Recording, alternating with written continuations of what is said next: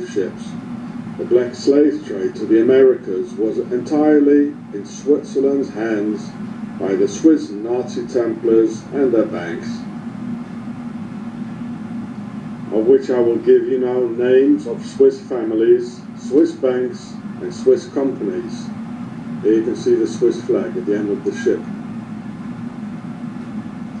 There it is again, the Swiss flag at the end of the ship, zoomed in. It says in the article, Switzerland played key role in the slave trade.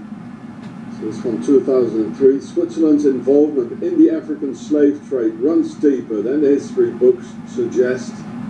Being a landlocked country did not stop Switzerland from playing its part in the transatlantic slave trade triangle, linking West Africa, America and Europe between the 16th and 19th century. Swiss banks, for example, owned as much as a third of the Compagnie des Indes, a French company that held a monopoly over the West African slave trade. Well, they ran, I tell you, the Swiss Nazi Templars, they ran the entire African slave trade. This is just the tip of the iceberg.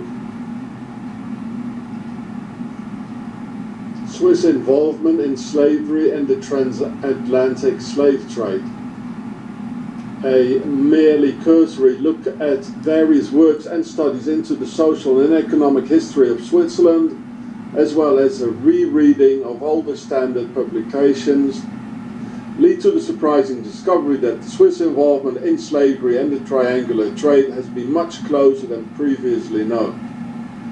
The Basel-based trading company Burkhardt financed commercial enterprises for slave trading in Nantes, and in 1790 via its affiliated company Burkhardt et Fils.